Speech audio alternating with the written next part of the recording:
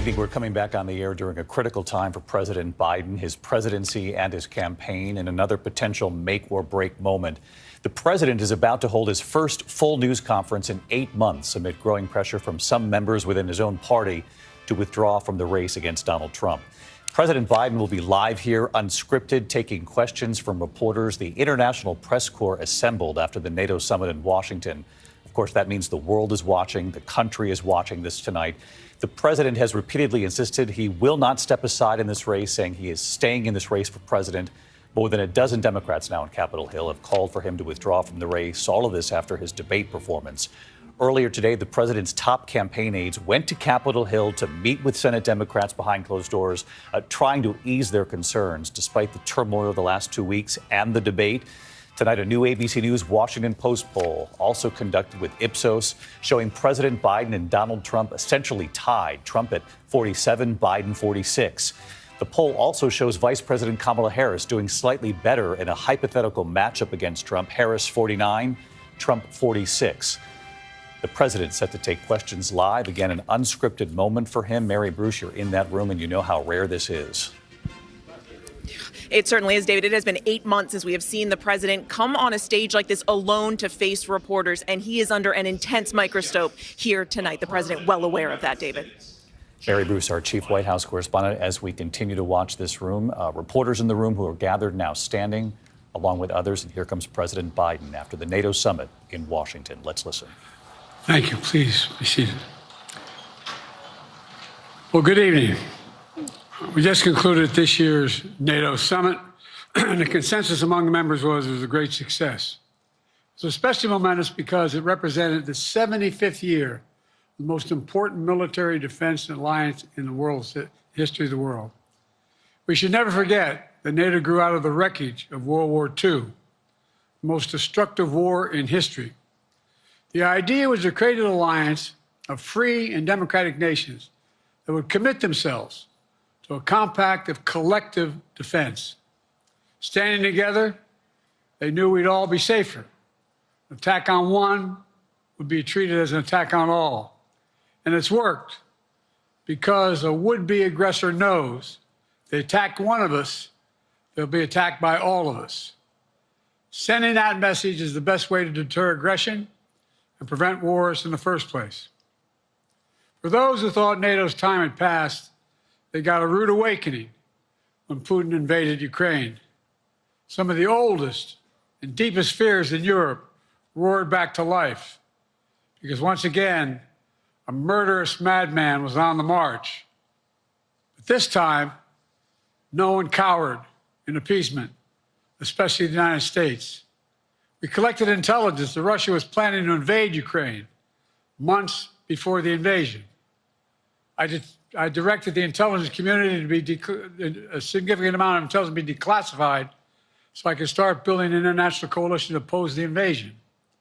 Then in February, some of you remember, I warned the world that the invasion was imminent. I rallied a coalition of 50 nations from Europe to Asia to help Ukraine defend itself. Many foreign policy experts thought as Putin amassed Russian forces just 100 miles north of Kyiv, the capital of Ukraine, but Putin thought it was the mother home of Russia. The capital would fall in less than a week. But the Ukrainian people, backed by a coalition to help build, stopped them. Today, Kyiv still stands, and NATO stands stronger than it has ever been. During the week of this summit, several heads of states made it a point in their statements to thank the United States and to thank me personally for all that NATO has achieved. NATO is not only stronger, NATO is bigger because we led the charge to bring in Finland and Sweden into the alliance, and it makes a gigantic difference. Excuse me. Meanwhile, my predecessor has made it clear he has no commitment to NATO. He's made it clear that he would feel no obligation to honor Article 5. He's already told Putin, and I quote, "Do whatever the hell you want." In fact, the day after Putin invaded Ukraine, here's what he said. It was genius. It was wonderful. Some of you forgot that, but that's exactly what he said. But I made it clear a strong NATO is essential to American security. And I believe the obligation of Article 5 is sacred. And I would remind all Americans, Article 5 is invoked only once in NATO's long history, and that was to defend America after 9/11. I made it clear that I will not bow down to Putin. I will not walk away from Ukraine. I will keep NATO strong. That's exactly what we did, and exactly what we'll continue to do. Now, the future of American policy is up to the American people. This is much more than a political question. It's more than that. It's a national security issue. Don't reduce this to the usual testament that people talk about, issues of being a political campaign. It's far too important. It's about the world we live in for decades to come. Every American must ask herself or himself, is the world safer with NATO? Are you safer? Is your family safer? I believe the American people know the answer to all those questions is yes. And I believe the American people understand that America is stronger because of our alliances. I believe the American consensus from Truman to Reagan to me still holds today. America cannot retreat from the world. We must lead the world. We're an indispensable nation, as Madeleine Albright wrote. Now let me turn to three other key issues. Just this morning, we had a great economic report showing inflation is down. Overall prices fell last month. Core inflation is the lowest it's been in 3 years. Prices are falling for cars, appliances, and airfares. Grocery prices have fallen since the start of the year. We're going to keep working to take down corporate greed to bring those prices down further. Meanwhile, Trump's calling for a 10% tariff on everything Americans buy, including food from overseas, vegetables, and other necessities. And economists tell us that that would cost the average American working family another $2,500 a year. It's a tax of $2,500 a year. Second, our efforts to secure the border, southern border, is working. After Trump killed the bipartisan effort to secure the border, Republicans and Democrats had worked on, because he thought it would benefit me and make him a loser, Republicans walked away. So I took executive action last month. As a consequence, working with Mexico, border encounters have gone down over 50%. The current level is lower today than when Trump left office. Third, for months, the United States has been working to secure a ceasefire in Gaza, to bring the hostages home, to create a path for peace and stability in the Middle East. 6 weeks ago, I laid out a detailed plan in writing. It was endorsed by the UN Security Council, the G7. That framework is now agreed on by both Israel and Hamas. So I sent my team to the region to hammer out the details. These are difficult, complex issues. There's still gaps to close. We're making progress. The trend is positive. And I'm determined to get this deal done and bring an end to this war, which should end now. Let me conclude where I began. We're the United States of America. We are the indispensable nation. Our leadership matters. Our partnerships matter. This moment matters. We must rise to meet it. With that, I'll take your questions. I've been given a list of people to call on here. Reuters, Jeff Mason.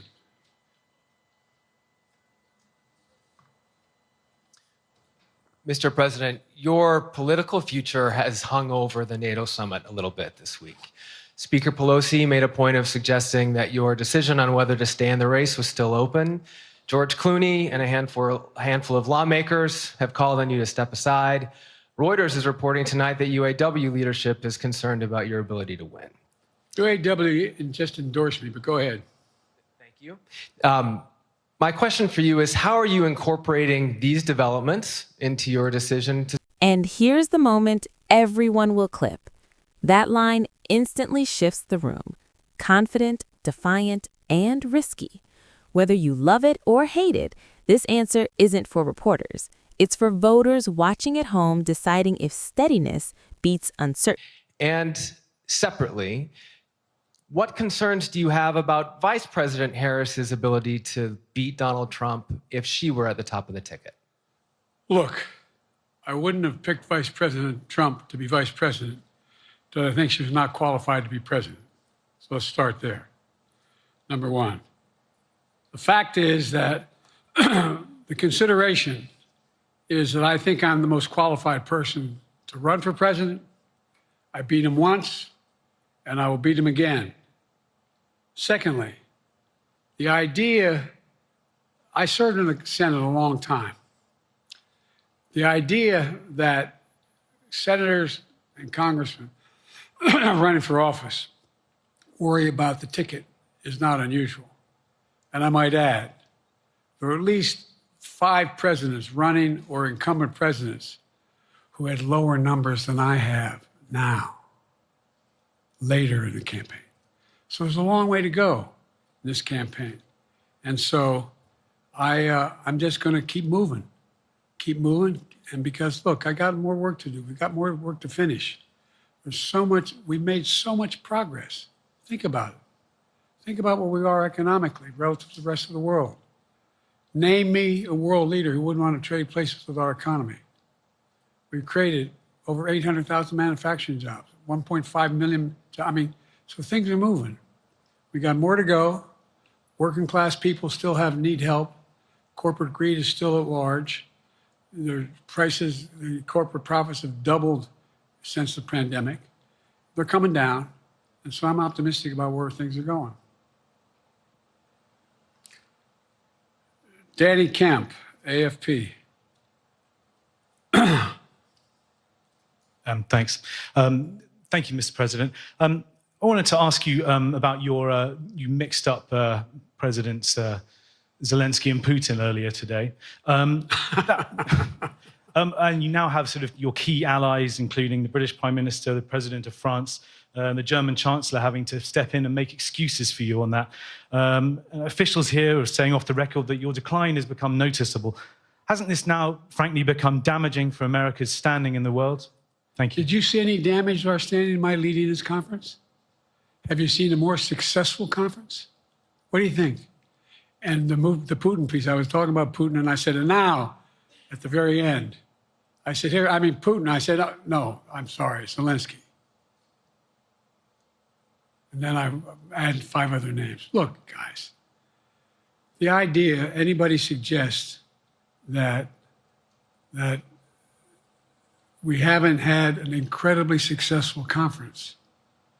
How many times did you hear in that conference, I know it sounds too self-serving, but other leaders, heads of state, in thanking me, saying the reason we're together is because of Biden, because Biden did the following. Look, folks, this is well, anyway, I thought it was the most successful conference I've attended in a long time, and find me a world leader who didn't think it was. Next one, Nancy Cordes, CBS. Thank you, Mr. President. You mentioned other instances in history where presidents have faced a challenge, but what makes this moment in history so unique is that it is not your enemies who are calling on you to reconsider your decision to stay in the race. It's your friends, supporters, people who think you've done a great job over the past 4 years. Have you spent time thinking about what it would mean for your legacy, which you've worked decades to build, if you stay in the race, despite the concerns that voters say they have, and you lose to someone who you yourself have argued is unfit to return to the Oval Office? Well, look, I'm not in this for my legacy. I'm in this to complete the job I started. As you recall, understandably, many of you and many economists thought my initial initiatives that I put forward, can't do that, it's going to cause inflation, things are going to skyrocket, the debt's going to go up. What are you hearing now from mainstream economists? 16 economic Nobel laureates said I've done a hell of a job. That under my plan so far and what's going to happen in the future if I'm reelected, that things are going to get much better. Our economy is growing. I was determined when I got elected to stop the trickle-down economic theory, that if the wealthy did very well, everybody else would do well. My dad was a well-read, decent guy. I don't remember much trickling down on his kitchen table. Middle-class people and working-class people need help. And so what happened is I decided to was able to implement as president what I believed when I was a senator. And that is that the way to build this economy is from the middle out and the bottom up. That way we grow the economy. And the wealthy still do very well. They do fine. And guess what? Find me an economist, mainstream economist who said we haven't done well. What have we not done that isn't working right now? And so we got more to do, though. We got to finish the job. And by the way, I come from the corporate state of the world. Delaware has more corporations registered in Delaware than every other state in the nation combined. I'm not anti-corporate, but corporate profits have doubled since the pandemic, doubled. It's time things get back in order a little bit. It's time, for example, if I'm reelected, we're going to make sure that rents are kept at 5% increase, corporate rents for apartments and the like and homes are limited to 5%. We're going to make a lot of changes that I've been talking about because we're going to continue to grow this economy. And by the way, remember how I got so roundly criticized for being so pro-union, not labor, union. Well, guess what? I've been the most pro-union labor president in history. Not a joke. And guess what? We had the Treasury Department do a study. When unions do better, everybody does better. Everybody does better. And we talk about how, for example, remember when we talked about getting the computer chip industry back in the United States? Used to be 40% of the industry. We invented the chip. 40% of the industry was in the United States. And former presidents decided that the best way to do it is find the cheapest labor in the world, send the product over there, and import what the product was. And so what did I do? I was told not to go over to to Asia, including Europe, but Asia. And I remember going to South Korea, convincing them to invest $20 billion in the United States to build computer chip factories. And I asked why when they finally decided to do it. And the answer was because you have the safest economy in the world and you have the best workers in the world. So the whole idea here is we've invested, there's over $50 billion in investment in computer chip manufacturing just coming into being. None of you thought that would happen. None of you thought that would happen. But it's happening. It's happening. And it's going to grow economies all through. And by the way, red states and blue states. Matter of fact, there's as much in red states as in blue states. I've made no distinction. So my generic point is that the idea that we can't continue to build and grow the economy, make it fair. Like I said, from my standpoint, when the middle class does well, that's when the whole economy grows. The poor have a shot, the wealthy do well. But the wealthy got to start paying their taxes. As a follow-up, sir, you mentioned that your Vice President Kamala Harris would be ready to serve on day one. Can you elaborate on that? What is it about her attributes and her accomplishments over the last 4 years that make her ready to serve on day one if necessary? First of all, the way she's handled the issue of freedom of women's bodies to have control over their bodies. Secondly, her ability to handle almost any issue on the board. This was a hell of a prosecutor. She was a first-rate person, and in the Senate, she was really good. I wouldn't have picked her unless I thought she was qualified to be president. From the very beginning, I made no bones about that. She is qualified to be president. That's why I picked her. Felicia Schwartz, Financial Times. Thank you, Mr. President. Presidency is the most straining job in the world, and it's 24/7. How can you say you'll be up for that next year in 2 years, in 4 years, given the limits you've acknowledged that you have today? The limits I've acknowledged I have? There's been reporting that you've acknowledged that you need to go to bed earlier and your evening around 8. That's not true. Look, what I said was, instead of my every day starting at 7 and going to bed at midnight, it'd be smarter for me to pace myself a little more. And I said, for example, the 8, 7, 6 stuff, instead of starting a fundraiser at 9 o'clock, start at 8 o'clock. People get to go home by 10 o'clock. That's what I'm talking about. I'm not talking about, and if you look at my schedule since I made that stupid mistake in the campaign, in the debate, I mean, my schedule has been full bore. I've done, where's Trump been? Riding around in his golf cart, filling out his scorecard before he hits the ball? I mean, look, he's done virtually nothing. And I have, I don't know how many, don't hold me to it, roughly 20 major events. Someone with thousands of people showing up. And so I just think it's better. I always have an inclination, whether I was playing sports or doing politics, just to keep going, not stop. I just got to just pace myself a little more. Pace myself. And the next debate, I'm not going to be traveling into 15 time zones a week before. Anyway, that's what it was about. That's what it was about. And by the way, even with that, I love my staff, but they add things all the time. At the very end, I'm catching hell from my wife for that. Anyway, I'm sorry, Zeke Miller, Associated Press.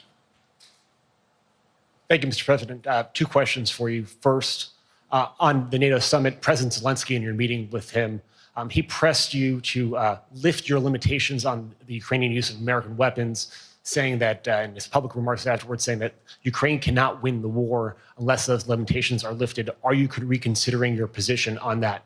And then secondly, following up on Felicia's question there, leaders of your own party have said that they're not worried about that debate. They're worried about the next bad night and the bad night after that.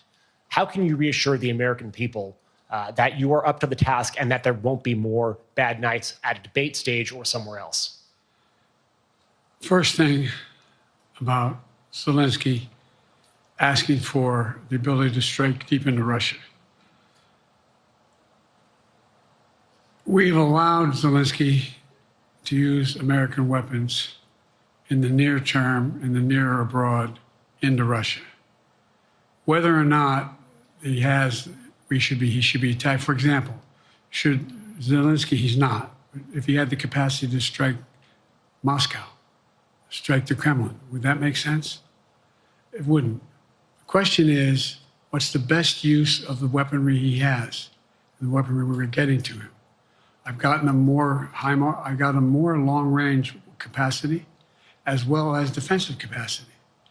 And so our military is where I'm following the advice of my commander-in-chief, the chief of staff of the military, as well as the Secretary of Defense and our intelligence people. And we're making a day-to-day basis on what they should and shouldn't go, how far they should go in. That's a logical thing to do. Second question related to bad nights, sir. How can you reassure the American people that you won't have more bad nights, whether they be on a debate stage or it's a matter of foreign policy? Well, I tell you what, the best way to assure them is the way I assure myself. And that is, am I getting the job done? Am I getting the job done? Can you name me somebody who's gotten more major piece of legislation passed in 3.5 years? I created 2,000 jobs just last week. So if I slow down, I can't get the job done. That's a sign that I shouldn't be doing it. But there's no indication of that yet. None. What I got here?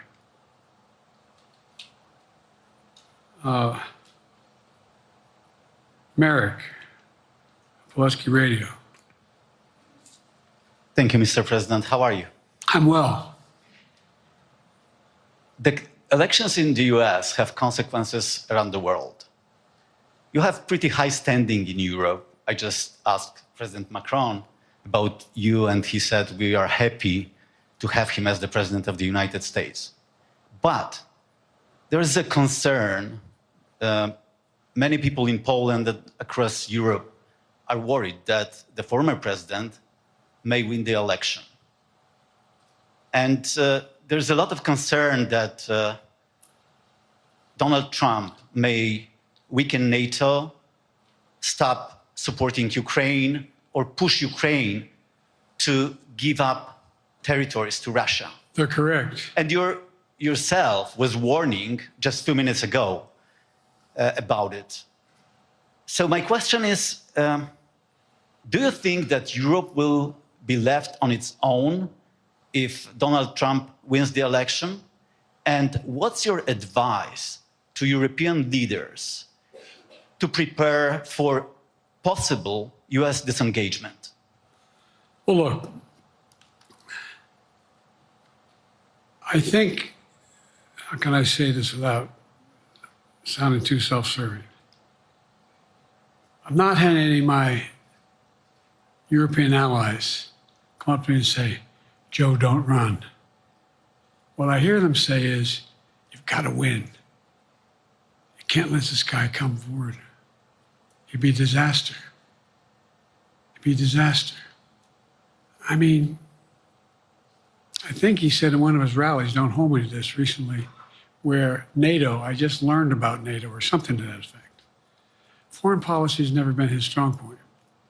And he seems to have an affinity to people who are authoritarian. That worries, as I tell you from Poland, that worries Europe. That worries Poland. And nobody, including the people of Poland, think that if he wins in Ukraine, he's going to stop in Ukraine. That that's going to be the end of it. And so what I can say is, I think I'm the best qualified person to do the job, to make sure that Ukraine does not fall, that Ukraine succeeds, that the European alliance stays strong. You may recall, no one was talking about Finland joining NATO. I remember talking to Putin right after we got elected in Geneva, and he was talking about what we should do. We couldn't be in Eastern Europe, et cetera. And I said, you're looking for the Finlandization of Ukraine, because you're going to get the NATOization of Finland. And about 4 weeks later, I got a call. That's not true. Probably 5 months later, from the president of Finland, could he come and see me in my office? I invited him to the Oval Office. We sat down and talked. He said he wanted to join NATO. Could I help? And I did. It wasn't automatic. And then I got a call from the Swedes. I beg your pardon?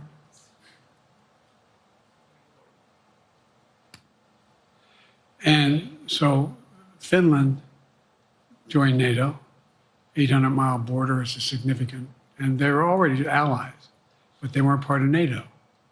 And you heard, I think you heard, maybe, I can't recall whether he said it public in our closed meeting, but he wouldn't mind it being repeated.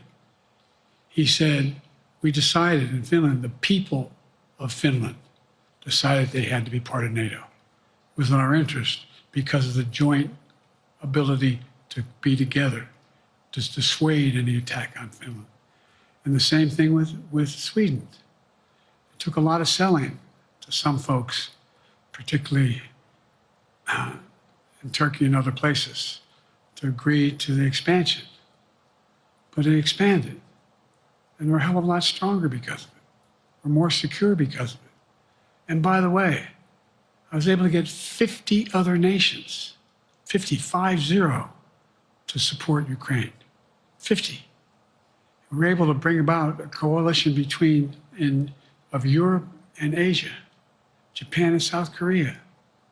I just we talked about AUKUS, and we talked about the relationship between Australia, New Zealand, Japan, South Korea, the United States. We're making the world safer and stronger because we have to deal with the new arrangement that exists in the world. The Cold War is over. The post-war era is over. What is going to replace it? And I respectfully suggest I have a pretty good idea what that should be. I've convinced a lot of people to follow it. We're just going to get stronger. David Sanger. Where's it? Thank you, Mr. President. Be nice, David. Mr. President, the NATO declaration that was issued yesterday was very notable because it described China as a decisive enabler of the war in Ukraine for its provision of critical goods to the Russians. That's part of a broader partnership that seems to have cemented in place in the past 2 or 3 years. I think one that you were a little bit doubtful of when we asked you about it some time ago. So I'd be interested to know whether you have a strategy now of trying to interrupt the partnership between China and Russia, and whether or not in a second term you would pursue that, if you could describe that strategy to us. And along the way, could you also tell us whether you think, just to follow up on Felicia's question, that if you were in a room with... This is a deliberate pivot. Notice what just happened. NATO, Ukraine, Article 5. That's not accidental. When a president is facing doubts at home, foreign policy becomes the proof of competence card. Strong alliances, clear enemies, and moral framing. Vladimir Putin again, the way you were 3 years ago, or with President Xi, that a few years from now you will be able to go negotiate with them, handle them one-on-one? Well, the first part of the question is, we discussed and I raised in the NATO summit, and others raised, the future of China's involvement, what they're going to do, what they're doing with Russia in terms of accommodating, facilitating, they're getting access to additional, they're not supplying weapons themselves, they're supplying mechanisms for them to be able to get weapons. And China's position is basically, and I've spent more time with Xi Jinping than any world leader has, over 90 hours since being vice president all the way through, for real. And by the way, I handed all my notes. But my point is that Xi believes that China is a large enough market that they can entice any country, including European countries, to invest there in return for commitments from Europe to do A, B, C, or D, or not to do certain things. What's happened is we had a long discussion about what we cannot, you have to make clear, China has to understand that if they are supplying Russia with information and capacity, along with working with North Korea and others to help Russia in armament, that they're not going to benefit economically as a consequence of that by getting the kind of investment they're looking for. And so, for example, we're in a situation where, and we've reestablished direct contact with China after that, remember the balloon, quote unquote, going down, and all of a sudden things came to an end? Well, we set up a new mechanism. There's a direct line between Xi and me, and our military has direct access to one another, and they contact one another when we have problems. The issue is that we have to make sure that Xi understands there's a price to pay for undercutting both the Pacific Basin as well as Europe, and it relates to Russia and dealing with Ukraine. And so we, for example, if you want to invest in China, as you know this area really well. If you want to invest in China, you have to have a 51% Chinese owner. You have to make sure that you do by their rules. And you don't have the authority, and you have to provide all access to all the data and information you have. There was a while there, as you recall, the last administration and other administrations, where the access to that market was enticing enough to get companies to come in because they had access to over 1 billion people in a market, not 1 billion, but a lot of people in the market. And so they were doing it. But that got curtailed when we started saying we're going to play by the same rules. For example, the idea they don't abide by the international rules related to subsidizing products by the government funding. So guess what? They're not going to be able to export their electric vehicles to the United States without a significant tariff. Others are doing the same thing around the world. But it is a concern. It is a concern that you have both China, North Korea, Russia, Iran, countries that are not necessarily coordinated in the past, looking to figure out how they can have impact. Interrupt that impact?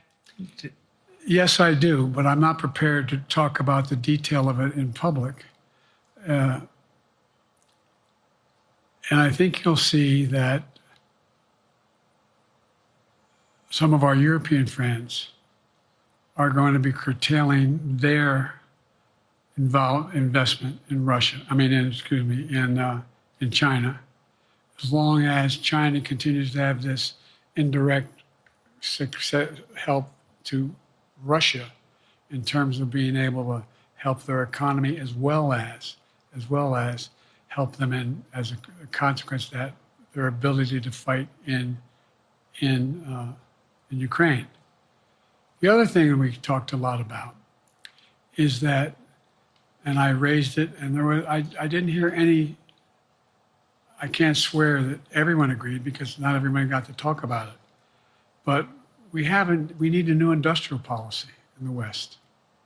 For example, we talked about how both the EU as well as NATO has to be able to begin to build their own munition capacity, has to be able to generate their own capacity to provide for weapons and the ability to, it came as a surprise to some of us how we had fallen behind in the West in terms of the ability to construct new material, new weaponry, new everything from vehicles to weapon systems.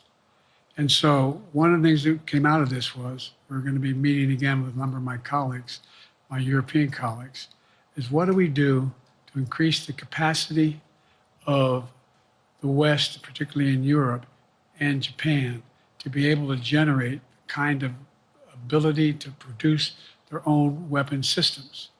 Not just for themselves, but to be able to generate that. It's the same, it's what Russia's trying to figure out. That they went to China and they didn't get the weapons, but then they went to North Korea. But we're going to be in a position where the West is going to become the industrial base for it to be able to, the ability to have all the defensive weapons that we need. That was a discussion as well. I'm not sure you answered on whether you would be ready to go deal with Putin and Xi 2 or 3 years from now. I'm ready to deal with them now and 3 years from now. Look,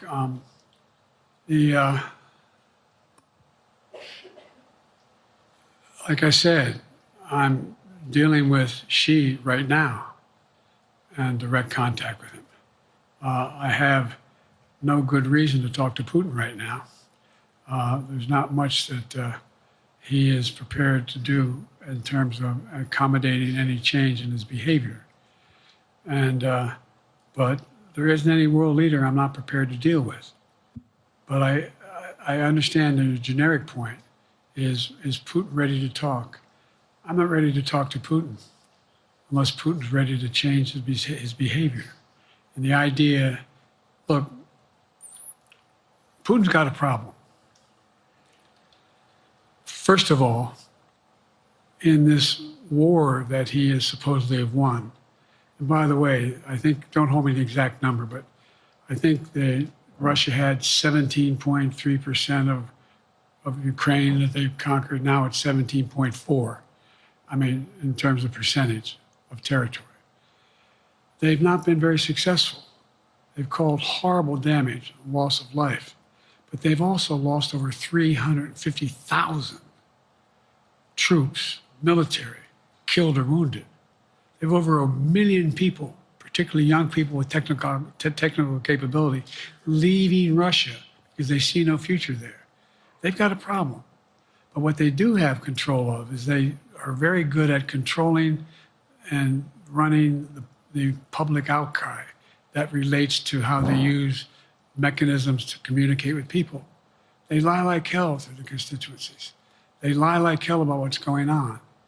And so the idea that we're going to be able to fundamentally change Russia in the near term is not likely. But one thing for certain, if we allow Russia to succeed in Ukraine, they're not stopping in Ukraine. I recommend, I know you know this because you've written about it, read Putin's speech after they moved in, what it was all about in Kyiv.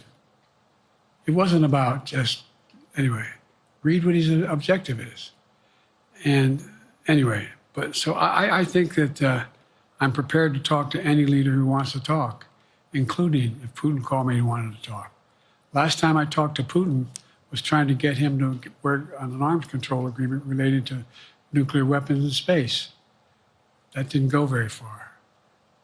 So my point is, I'm prepared to talk to anybody, but I don't see any inclination. There is an inclination on the part of the Chinese to keep in contact with me because they're not sure where this all goes. And look what's happened in Asia. We have strengthened the Asian Pacific area more than anyone else has. We just put together today, I brought on, I asked our NATO allies that we bring on the group from the South Pacific, Australia, New Zealand, Japan, Australia. I already mentioned Australia. And I met twice now, I think, with the 14 leaders of the Pacific Island nations. And we've slowed down what's going on there. We've slowed down China's reach. But there's a lot of work to do. This is a moving target, and I don't take it lightly.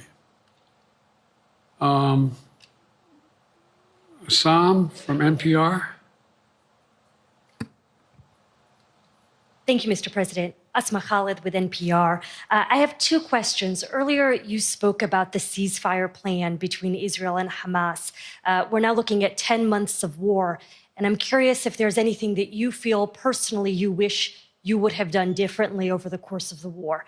And then secondly, if I may, I wanted to ask you about your presidential campaign. I remember covering your campaign in 2020, and there was a moment where you referred to yourself as a, quote, bridge candidacy, a transition to a younger generation of leaders.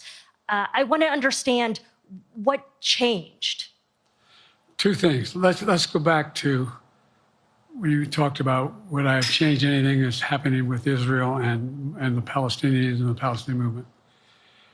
The answer is, as you recall, from the very beginning, I went to Israel, but I also got immediate contact with al-Sisi in Egypt. I met with the King of Jordan. I met with most of the Arab leaders to try to get a consensus going as to what had to be done to deal with getting more aid and food and medicine into the Gaza Strip. And we pushed it really hard. And Israel occasionally was less than cooperative, number one. The Israeli War Cabinet, I've been dealing with Israel since Golda Meir. Some of the reporters around here cover me all the time have heard me say this. The first time I met with Golda Meir, I sat across from her at her desk, and her assistant was Rabin sitting next to me. That's how far back I go. I know Israel well, and I support Israel. But this war cabinet is one of the most conservative war cabinets in the history of Israel. And there's no ultimate answer other than a two-state solution here. And so what was able to be done in terms of the plan I put together was it would be a process for a two-state solution. And we get the Arab nations to, particularly from Egypt all the way to Saudi Arabia, to be in a position where they would cooperate in the transition so that they could keep the peace in Gaza without Israeli forces staying in Gaza. The question has been from the beginning, what's the day after in Gaza? And the day after in Gaza has to be, the end of the day after has to be no occupation by Israel on the Gaza Strip as well as the ability for us to get in and out as rapidly as you can, all that's needed there. I've been disappointed that some of the things that I've put forward have not succeeded as well, like the port we attached from Cyprus. I was hopeful that would be more successful. But that's why when I went to Israel immediately after the massacres that occurred at the hands of Hamas, the one thing I said to the Israelis, and I met with the War Cabinet and with Bibi, don't make the same mistake America made after bin Laden. There's no need to occupy anywhere. Go after the people who did the job. You may recall, I still get criticized for it, but I was totally opposed to the occupation and trying to unite Afghanistan. Once we got bin Laden, we should have moved on, because it was not no one's ever going to unite that country. I've been over every inch of that, not every inch, the entirety from the poppy fields all the way to the north. I said, don't make the same mistake we made. Don't think that's what you should be doing, is doubling down. We'll help you find the bad guys, Sinwar and company. And all this criticism about I wouldn't provide when the weapons they needed. I'm not providing them 2,000-pound bombs. They cannot be used in Gaza or any populated area without causing great human tragedy and damage. But remember what happened when you had the attack on Israel with rockets and ballistic missiles. I was able to unite the Arab nations as well as Europe, and nothing happened. Nothing got hurt. It sent an incredible lesson to what was going on from the Middle East. So there's a lot of things, in retrospect, I wish I had been able to convince the Israelis to do. But the bottom line is we have a chance now. It's time to end this war. Doesn't mean walk away from going after Sinwar and Hamas. And if you notice, you know better than most, there is a growing dissatisfaction on the West Bank from the Palestinians about Hamas. Hamas is not popular now. And so there's a lot of moving parts. I just have to keep moving to make sure that we get as much done as we can toward a ceasefire, and get those. And by the way, look at the numbers in Israel. I mean, my numbers are better in Israel than they are here. But then again, they're better than a lot of other people here too. But anyway. Bridge candidacy in 2020, you referred to yourself as being a bridge candidate for a younger. Pause right here. This isn't just another press conference. This is a political stress test. 8 months without unscripted questions, party pressure building, and the cameras rolling worldwide. Moments like this don't just answer reporters, they decide narratives. Fresher generation of Democratic leaders, and I wanted to know what changed. What changed was the gravity of the situation I inherited in terms of the economy, our foreign policy, and domestic division. And I think, I won't put words in anybody's mouth. Most presidential historians give me credit for having accomplished more than most any president since Johnson and maybe before that to get major pieces of legislation passed. And what I realized was my long time in the Senate had equipped me to have the wisdom to know how to deal with the Congress, to get things done. We got more major legislation passed that no one thought would happen. And I want to finish it, to get that finished. If tomorrow, if we had a circumstance where there was a lineup and I hadn't inherited what I did and we just moved things along, anyway, it's going to change. Last question. Haley Bull, Scripps. Or no, Josh Weingrove, I'm sorry, was the next one. I'll do 2 more questions. Thank you, Mr. President. Many of your colleagues, Democrats on the Hill, are watching tonight as they assess what they want to say about your candidacy. I'm wondering how you're thinking of this right now. It seems like your answer is clear, but they're watching how things go tonight, tomorrow in Michigan, next week in Texas and Nevada. Are you thinking that way about whether how the next week or two goes would inform your Am I using that way, you say? Are you thinking that way about how the next 2 weeks go? Will that affect your decision, or are you fully determined on running in November as the party's nominee? I'm determined on running, but I think it's important that I allay fears by let them see me out there. Let me see them out, for the longest time it was, Biden's not prepared to sit with us unscripted. Biden's not prepared to, anyway. And so what I'm doing is, and I've been doing, I think we've done over 20 major events from Wisconsin to North Carolina, to demonstrate that I'm going out in the areas where we think we can win, where we can persuade people to move our way, or people are already there. And here, look, the other thing is, we have the most extensive campaign organization of anybody's had in a long, long time. We have well over 1,000 volunteers knocking on doors, making phone calls, making tens of thousands of phone calls. We have headquarters, I forget exactly how many, I don't want to cite a number and then find out I'm off, but we have scores of headquarters in all the toss-up states. We're organized, we're moving, and that's awful hard to replace in the near term. And here's the other thing. I was in the Senate a long time. Very proud of what I've done in the Senate. I was chairman of the Foreign Relations Committee for a long time, and I was chairman or ranking member and chairman of the Judiciary Committee. I'm going to be going down to the Johnson Library.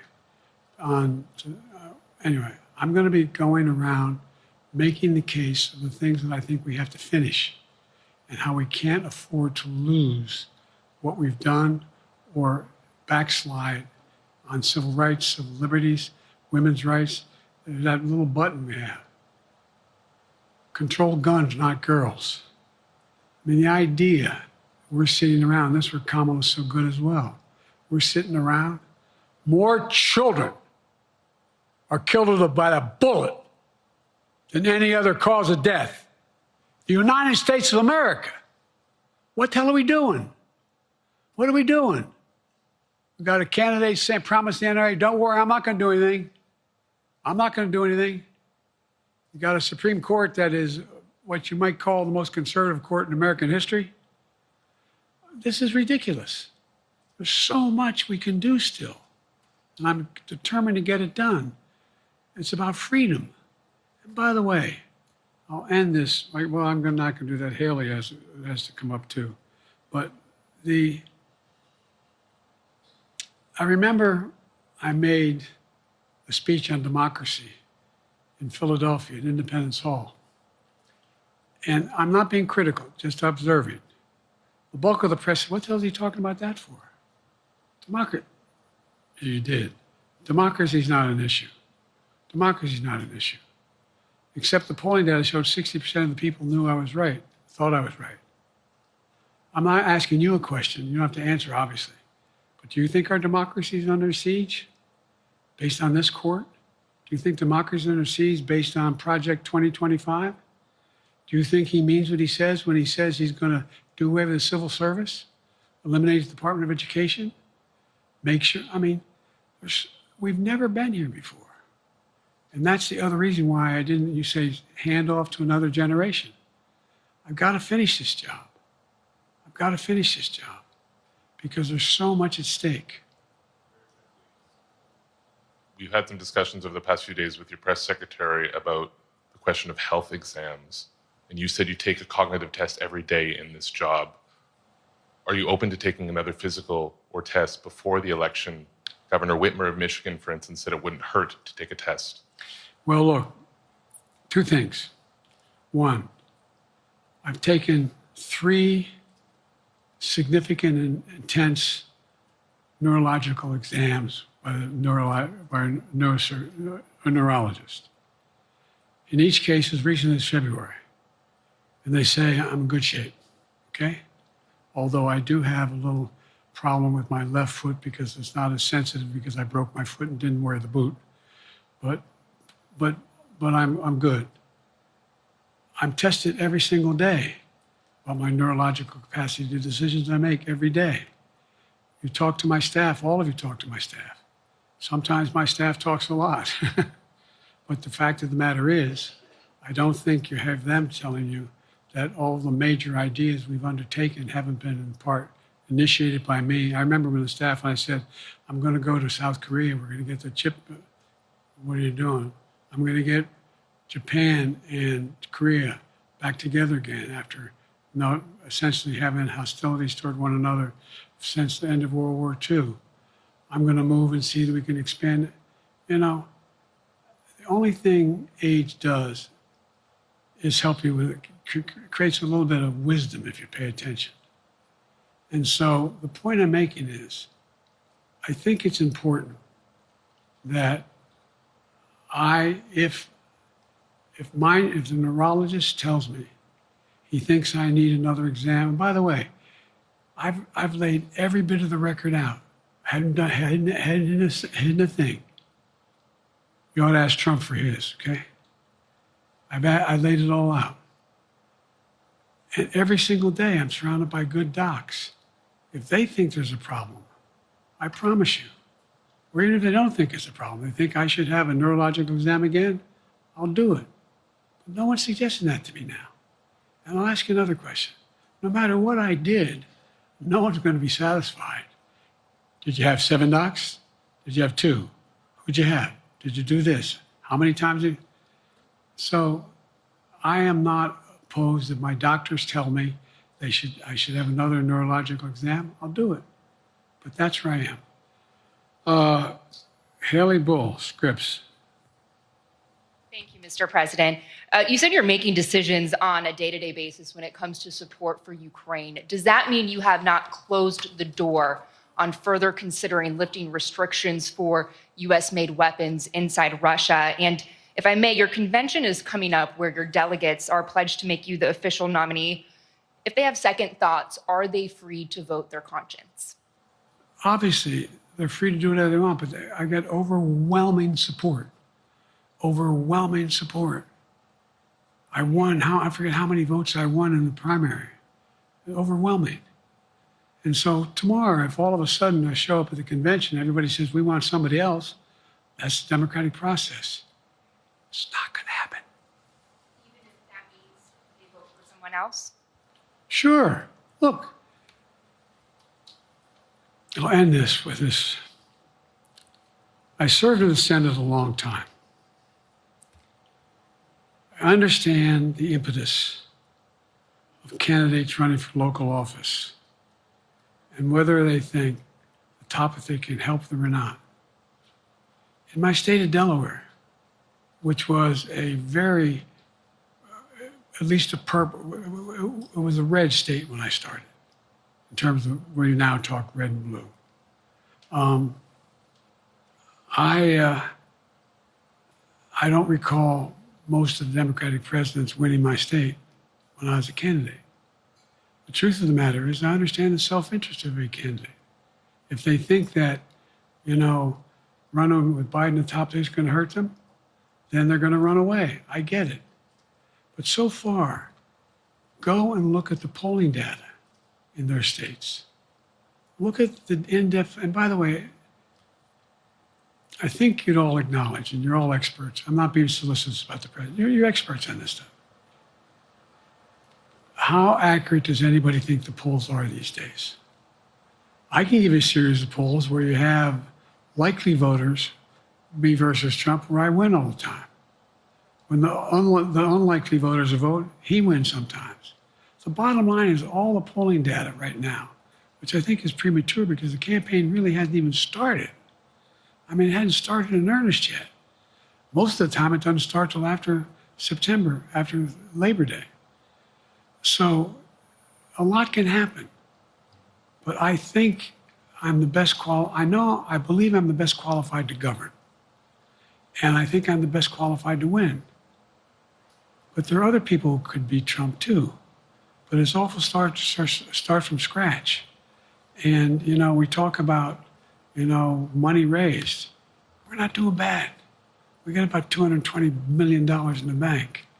We're doing well. So with that, you have any want to follow up on any of that you just asked me? Yes.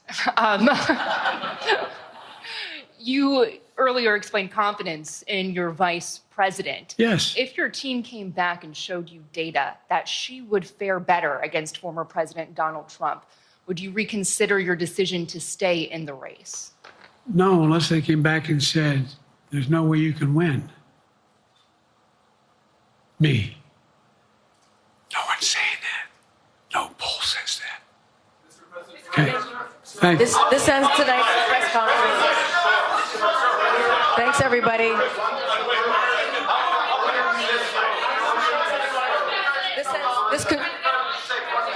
This concludes. Respectfully, earlier you misspoke in your opening answer. You referred to Vice President Harris as Vice President Trump. Right now, Donald Trump is using that to mock your age and your memory. How do you combat that criticism from tonight? Listen to him.